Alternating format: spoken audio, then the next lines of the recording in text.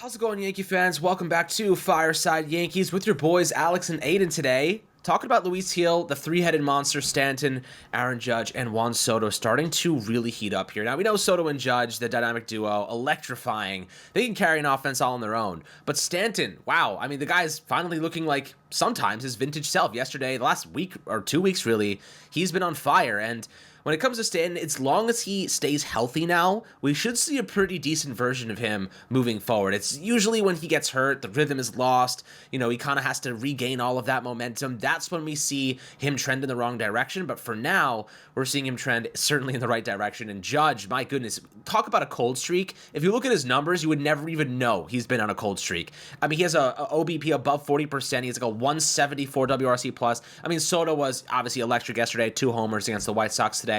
We're recording this right before the Yankees sweep them. Just kidding. Hopefully they sweep them. We don't know just yet. But we hope that they do. And right now the Yankees are winning a lot of baseball games. And, I want to start out talking about Luis Hill. I want to start out talking about this guy's 14K performance yesterday, the conversation he was having with Garrett Cole, learning, he called him the professor. You're talking about a young guy, 25 years old, rebounding from Tommy John surgery, has pitched just about 50 innings this season. This is not normal. Like, you don't see guys like this just rebound off the woodwork like this and put together what is probably going to be, if he keeps going at this pace, an all-star caliber season. Now, we don't know what's going to happen when Cole returns. We don't know if they'll try to limit Hill's innings at all. At this point, it would be malpractice to push him out of the rotation. I think you'd probably agree with that. I want to get your take on it. But Aiden, before we dive into things, how do you do today, my friend? Alex, I'm doing good, and, as a Luis Hill truther, today is a very good day. Yesterday was a very good day. It's been a very good week for Luis Hill and all of his fans, all of his truthers. But, Alex, in March, when we saw Luis Hill starting to throw that changeup in spring training, I was saying, you were saying, Ryan was saying, Luis Hill is going to be a massive pitcher for the Yankees this year. That's what we were all saying. He was going to be a good pitcher. Maybe not massive, but he was going to be very good.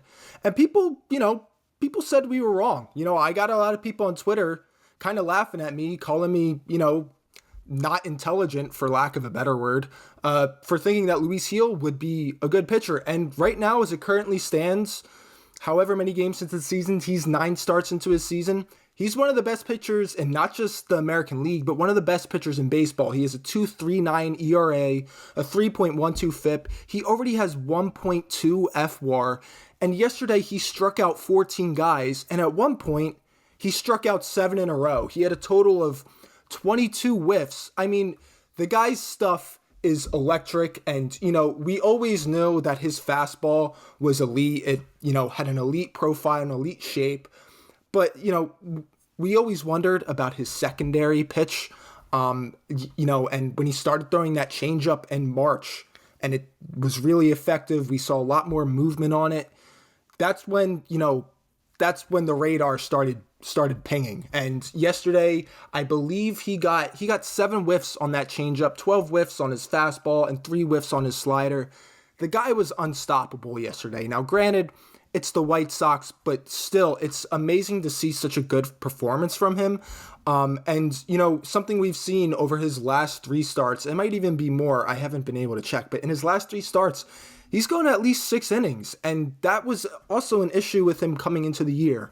Can he give us length in starts? Because, when he came up in 2021, he of course had his electric stuff, but something that was an issue with him is he wasn't able to go very deep into the games because he was walking a lot of hitters. And that was the same case going into the season. And, even in the middle, throughout the first month, that was a problem with Luis Hill. He wasn't able to give length because he just had command issues and he was walking a lot of guys and his pitch count was running up. But in his last 3 starts, he's gone 6 innings in each start. In those total starts, he has 22 strikeouts and he has a 1 ERA. The guy is flat out electric, and he's pitching like an all-star caliber pitcher, like one of the best pitchers in baseball. Now, you alluded to it earlier, Alex. When Garrett Cole comes back, it's going to be really, really, really difficult to bump anybody out of this Yankees rotation right now because it's one of the best in baseball. I'd argue that probably the worst pitcher in the rotation right now is Marcus Stroman, and he's still a really, really effective pitcher. Now, I thought about it a lot. Who do you bump out when Cole comes back? And, I don't want to be the negative person here, but I think the Yankees especially are going to really look to move Luis Gil to the bullpen, unfortunately, when Cole comes back, just because, Gil's coming off of that Tommy John surgery. He's coming back from injury. We ask ourselves, are the Yankees going to ask him to pitch a full season of innings? Is it really healthy for Gil to come off of Tommy John surgery and then pitch 140, 150 innings in a season? Now, I think that's something the Yankees and Gil would discuss, but that's definitely a possibility when Cole comes back. But otherwise, I don't want that to happen. I want Luis Gil to stay in this rotation because his stuff is electric and he's one of the best pitchers in baseball right now. So I think we're still a month away from this question being, a legitimate, thing that we have to ask ourselves and a legitimate thing that the Yankees are going to have to face. But, I think one of the Yankees' priorities right now, when Cole comes back, figure out how you can keep Luis Gil in this rotation. I don't know if that's, you have him out of the bullpen some games, you have him do some spot starts, or maybe you even explore doing a 6-man rotation. I know Garrett Cole is very, very strict about wanting to pitch every 5th day, but right now the Yankees got to find out a way to keep Luis Gil in this rotation because he is simply unbelievable. He is. And, you kind of talked about his fastball yesterday and really in general. And manager Aaron Boone said yesterday it was probably the best fastball he's seen from him all year, and that's saying something because his fastball has been special. To do a little bit more of a deep dive into his pitches specifically, obviously you alluded to the changeup as well, and then the slider. And the slider is actually his third pitch. His fastball is generating a .167 batting average against, changeup 122, slider 161, expected BA from top to bottom again 198, 134, 230. Even the expected batting averages are sub 200 for most of his pitches, four-seam fastball and changeup specifically. You're looking at this guy's stuff being the best on the team right now. Clark Schmidt has been phenomenal. He's been awesome. He's taken a massive step forward. Gil's been better. You know what I mean? Gil's been better than Stroman, better than Rodon, better than Nestor Cortez. And you want to know what you love from good players? They beat up on bad teams. Good, even great players. Great players beat up on bad teams. The Yankees, good team, beating the brakes off of the White Sox right now. And the Twins, good team, beat the brakes off the Twins too. You know what I mean? That's what the Yankees are doing right now. In the past, we've seen them kind of play down to competition before. There's a narrative going into the series. The Yankees kind of didn't play well against the White Sox. Well, guys, they're beating the crap out of them right now. You know what I mean? It's not even competitive, most of these games. Their pitching is excellent. Their hitting is excellent. Their situational awareness is excellent. The vibes are immaculate. What else can you ask? What more can you ask from this group of guys? Gil with 14 Ks yesterday.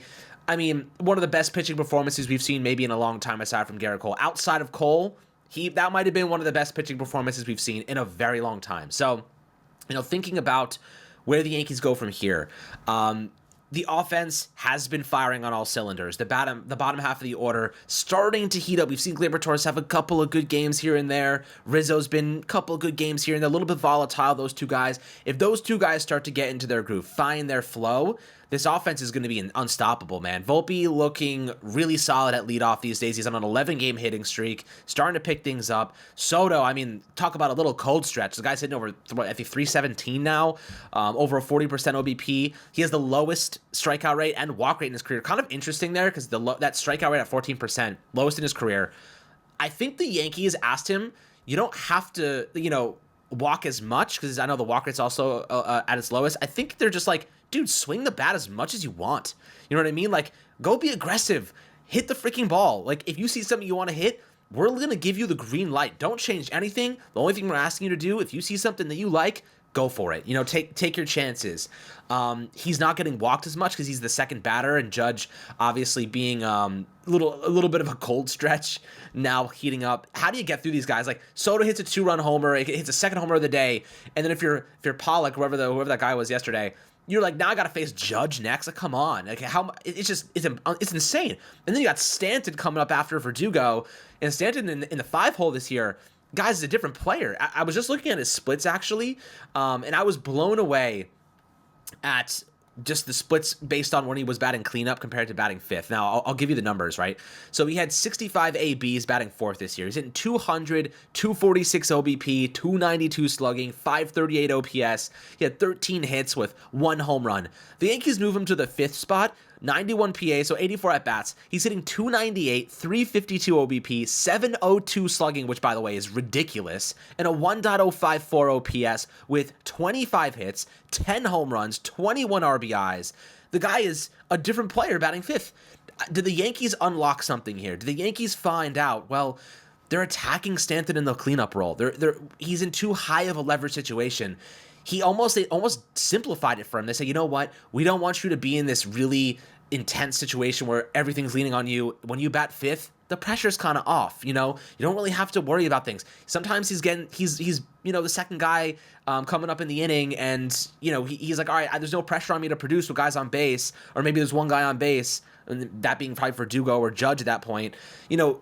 He's just producing, and the confidence is coming back. His bat speed is still elite. Yes, his on-base percentage is still hovering around 30%, and that's okay because he has a 139 WRC plus right now. We don't really care about that. He's hitting 11 homers so far. He's on pace for 35 homers this year.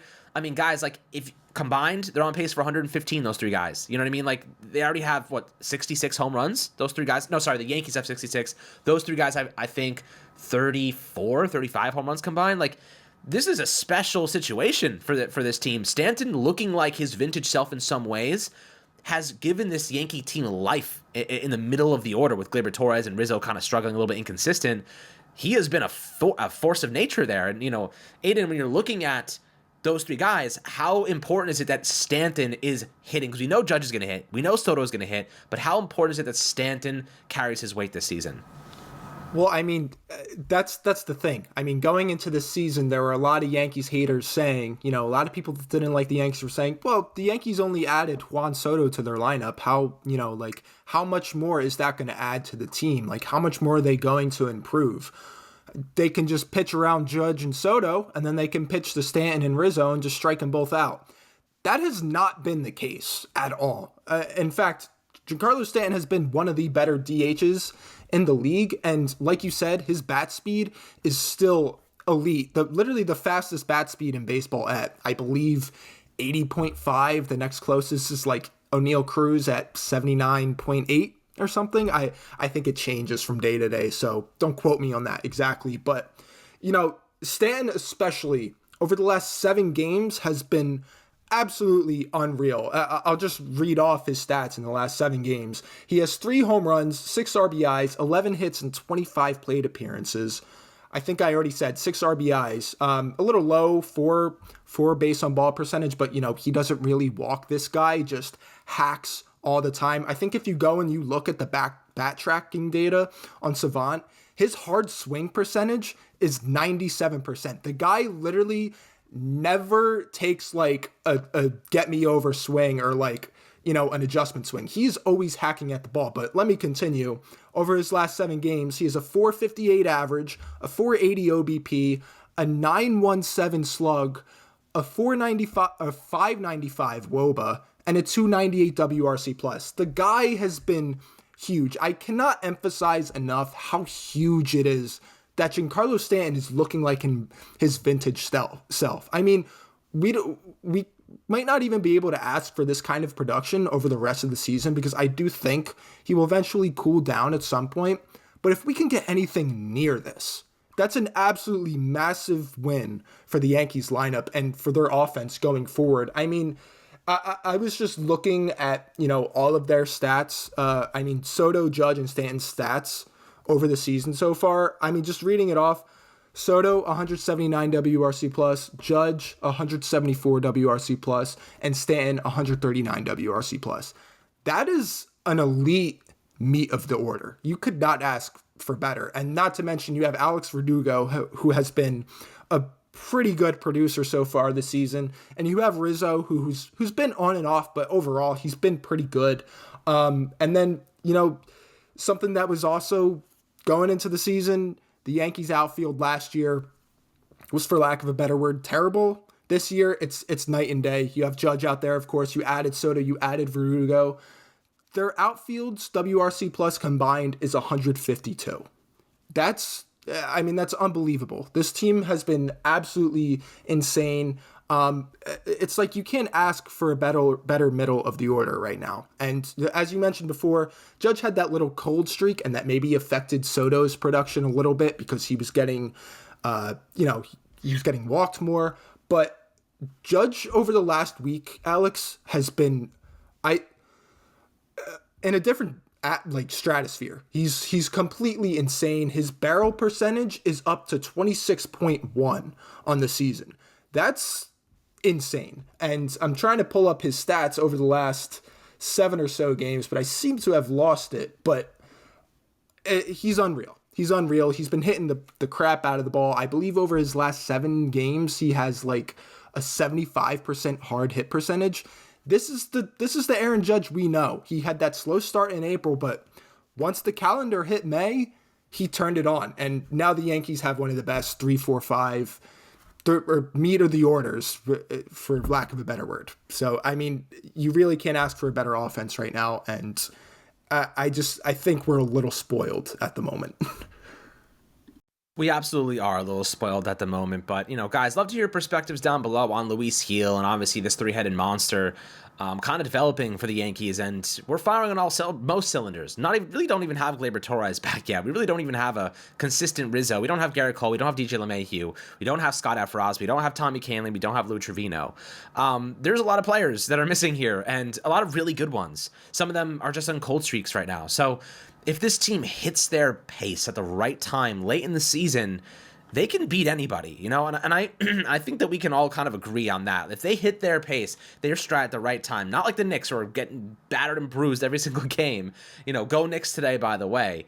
If we can just get to that healthy point in the season, use our supplements. Jason Dominguez is tearing. I think he had like 2 RBIs yesterday in a rehab game. He's looking fantastic. If the Yankees want to call him up and just help give some guys rest late in the season, keep the fatigue low, I support that. Trent Grisham, not my favorite. He's not that good. He's a fine defensive player, but man, every time he shows up, he strikes out like 2 or 3 times. So, probably just not enough at bats to really get, his eye on the ball. And I get that. He's not really getting much playing time. He was usually a starter with the Padres. So now he's going from being a starter to basically never playing. So I get like you're not going to see the ball. He never was really that good of a hitter anyway with the Padres. So I'm not expecting much from him. But we'll see. Maybe they want to bring up Dominguez, help offset some fatigue late in the season. But things are going well. Guys are getting better. Guys are getting healthier. And that's the most important thing. As my friends, as always, make sure to like and subscribe, drop your comments below, and we'll catch you guys on the next Fireside Yankees episode.